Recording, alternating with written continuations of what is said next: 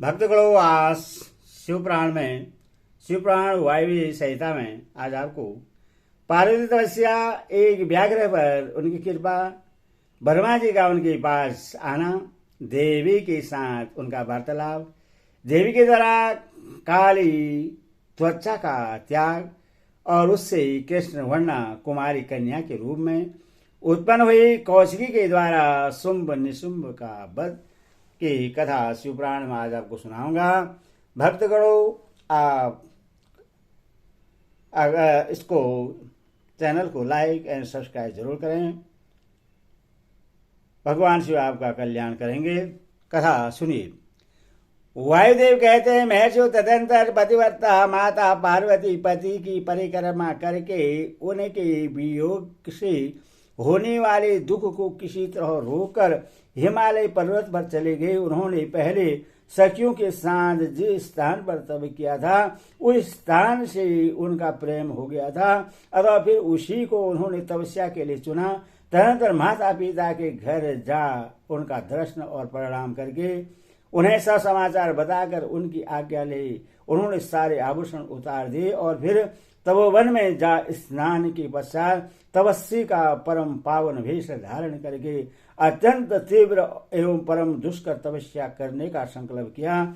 वे मन ही मन सदा पति के चरणा बिंदु का चिंतन करती हुई किसी क्षणिक लिंग में उन्हीं का ध्यान करके पूजन की ब्रहा विधि के अनुसार जंगल के फल फूल आदि उपकरणों के द्वारा तीनों समय उनका पूजन करती थी। भगवान शंकर ही ब्रह्मा का रूप धारण करके मेरी तपस्या का फल मुझे देंगे, ऐसा दृढ़ विश्वास रखकर वे प्रतिदिन तपस्या में लगी रहती थी। इसी तरह तपस्या करते करते जब बहुत समय बीत गया, तब एक दिन उनके पास कोई बहुत बड़ा व्याघ्र देखा गया।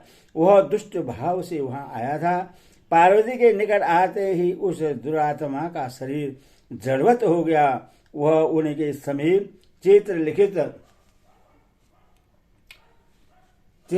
सा दिखाई देने लगा। दुष्ट भाव से पास आए हुए उस व्याघ्र को देखकर भी देवी पार्वती साधारण नारी की भांति स्वभाव से विचलित नहीं हुई। उस व्याघ्र के सारे अंग अकड़ गए थे। वह भूख से अत्यंत पीड़ित हो रहा था और यह सोचकर कि यही मेरा भोजन है, निरंतर देवी की ओर ही देख रहा था। देवी के सामने खड़ा खड़ा वह उनकी उपासना सी करने लगा। इधर देवी के हृदय में सदा यही भाव आता था कि यह व्याघ्र मेरा ही उपासक है, दुष्ट वन जंतु से मेरी रक्षा करने वाला है। यह सोचकर वे उस पर कृपा करने लगी। उन्हीं की कृपा से उसके तीनों प्रकार के मल तत्काल नष्ट हो गए। फिर तो उस व्याघ्र को सहसा देवी के स्वरूप का बोध हुआ। उसकी भूख मिट गई और उसके अंगों की जड़ता भी दूर हो गई। साथ ही उसकी जन्म सिद्ध दुष्टता नष्ट हो गई और उसे निरंतर श्रीमती बनी रहने लगी। उस समय उत्कृष्ट रूप से अपने कृतार्था का अनुभव करके वह तत्काल भक्त हो गया और अन्न परमेश्वरी की सेवा करने लगा। अब वह अन्य दुष्ट जंतुओं को खदेड़ता हुआ तपोवन में विचरने लगा। यह देवी की तपस्या बढ़ी और तीव्र से तीव्रतर होती गई। देवता संवाद दैत्यों के दुराग्रह से दुखी हो ब्रह्मा जी की शरण में गए। उन्होंने शत्रु पीड़ित जनित अपने दुख को उनसे निवेदन किया। शुंभ और निशुंभ वरदान पाने के घमंड से देवताओं को जैसे तैसे दुख देते थे। वो सब सुनकर ब्रह्मा जी को उन पर बड़ा दया आई। उन्होंने दैत्य वध के लिए भगवान शंकर के साथ हुई बातचीत का स्मरण करके देवताओं के साथ देवी के तपोवन को प्रस्थान किया। वहां सुरश्रेष्ठ ब्रह्मा ने उत्तम तप में परिनिष्ठित परमेश्वरी पार्वती को देखा। वे संपूर्ण जगत की प्रतिष्ठा से जान पड़ती थी। अपने श्री हरि के तथा रुद्रदेव के भी जन्मदाता पिता महेश्वर की भार्या आर्या जगन माता गिरिरानंदिनी पार्वती को ब्रह्मा जी ने प्रणाम किया। देवगणों के साथ ब्रह्मा जी को आया देख देवी ने उनके योगी अर्घ्य देकर स्वागत आदि के द्वारा उनका सत्कार किया। बदले में उनका भी सत्कार और अभिनंदन करके ब्रह्मा जी अनजान की भांति देवी की तपस्या का कारण पूछने लगे। ब्रह्मा जी बोले, देवी, इस तीव्र तपस्या के द्वारा आप यहाँ किस अभिष्ट मनोरथ की सिद्धि करना चाहती हैं? तपस्या के संपूर्ण फलों की सिद्धि तो आपके ही अधीन है।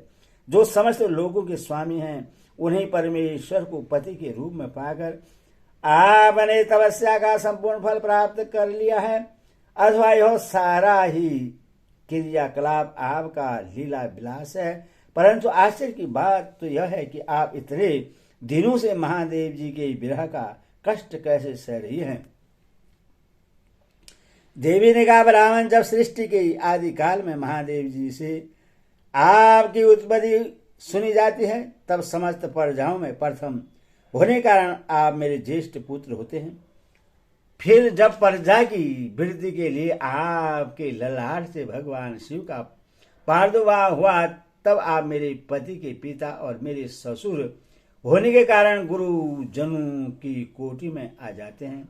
और जब मैं यह सोचती हूँ कि स्वयं मेरे पिता गिरिराज हिमालय आपके पुत्र हैं, तब आप मेरे साक्षात पितामह लगते हैं।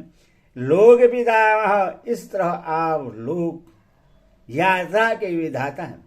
अंतपुर में पति के साथ जो वृत्तांत घटित हुआ है, उससे मैं आपके सामने कैसे कह सकूंगी? अतः यहाँ बहुत कहने से क्या लाभ? मेरे शरीर में जो यह कालापन है, उसे सात्विक विधि से त्याग कर मैं गौरवर्ण होना चाहती हूँ। ब्रह्मा जी बोले, देवी, इतने ही प्रयोजन के लिए आपने ऐसा कठोर तप क्यों किया?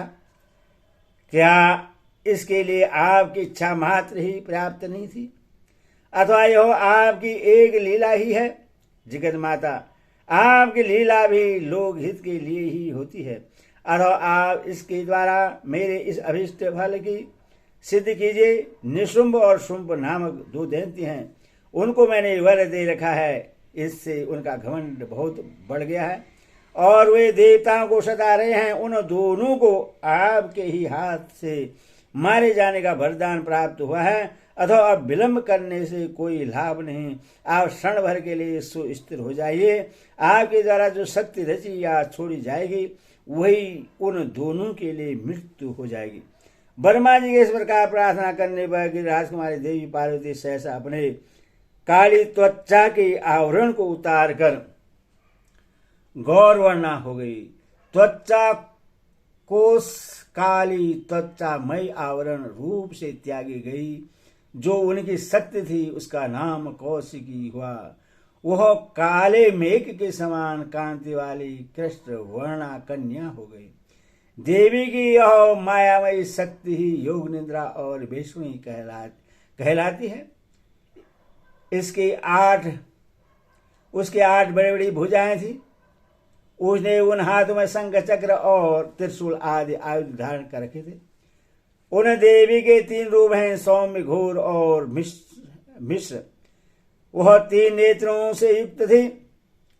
उसने मस्तक पर अर्धचंद्र का मुकुट धारण कर रखा था। जो पुरुष ईश्वर था, रति का योग नहीं प्राप्त था और वो अत्यंत सुंदरी थी। देवी ने अपनी इस सनातन शक्ति को ब्रह्मा जी के हाथ में दे दिया। वही दैत्य बर्बर शंभु और निशुंभ का वध करने वाली हुई।